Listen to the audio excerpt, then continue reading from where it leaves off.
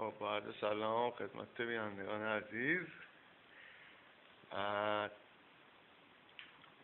داش مجید و عشقه، چه خبر داداش؟ خوبی؟ خوش میگذره؟ لولی؟ آمپولی؟ اکه توله داره میخوری همینگیری داداش؟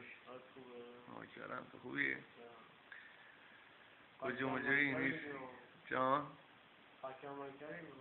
چرا؟ از فیسبوک چه خبر داداش؟ ولی خب خلاصه من و داش مجیدم الان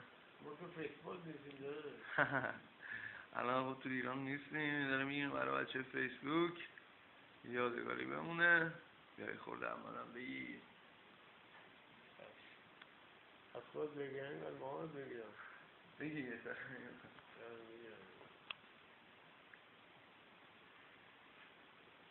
خوبی؟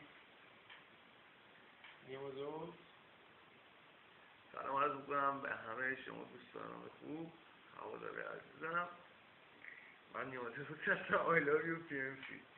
تشکر میکنم. الان ما من از ارمنستان الان رفتم آذربایجان، بعد اومدیم تاجیکستان خونه مجید که رفقای گلم، بعد یه دو سه ماه اینجا تلفم اینجاش که بوش میاد، بعد یه چی دیگه هرچه هم مستیم دیگه. خدا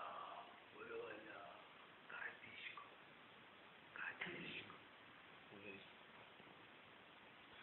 تمامی آفو گذاشته میمون مایونش مکرم. اینا رو بکنم سلامتی تمام بچه ایران.